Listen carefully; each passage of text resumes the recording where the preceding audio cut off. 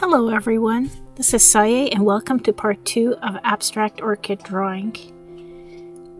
In the first part we learned how to draw with oil paint stick. Now we look at using the same technique with crayons and chyna markers. The supplies that you need are watercolor paper, a pencil, some permanent markers, chyna marker or crayon, and watercolor. For this technique, you start with a sketch, transfer it using your pencil in the different techniques we talk onto watercolor paper, and then you make the outlines with the chyna marker or crayon. Let it dry for 1 to 2 days, add the details with permanent fine liner, and finally add the color with watercolor. You can transfer your drawings either with a layer of graphite on the back of a sketch or with graphite paper, both which are talked about extensively in another video, 3 ways to transfer drawings.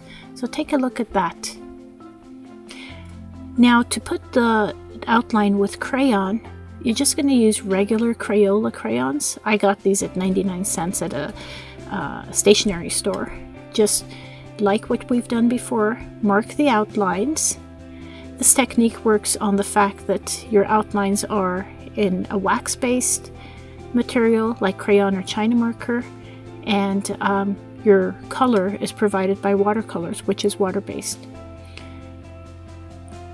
So I'll even go in and darken the areas that are extra.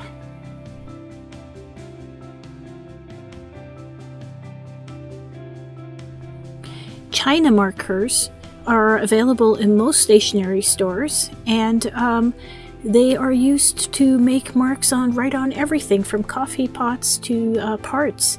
And they have a piece of string where you can pull down and unroll it, because it's actually made out of rolled up paper. So you don't even have to sharpen it, you just unroll it. And then you can use it to draw. And once you go in and create your drawing same way as you did before, you can go in, let it dry for 1 to 2 days, just so that it doesn't smear, and add details with a fine liner pen.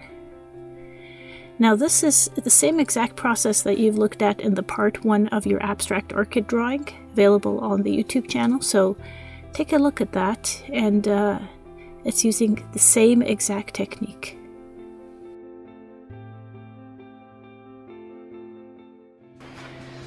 So that's it.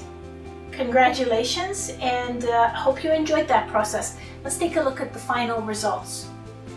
So here is our large drawing with oil stick and the tubes of watercolor. So standard watercolor that you would have at home, whether it's in a pan or in those little tubes. This is what it looked like.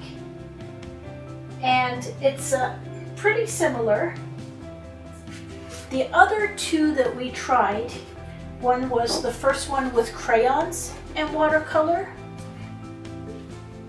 We were able to do a smaller painting because it gave us finer results, but you'll see the black is really not as black, but you still get a pretty neat effect.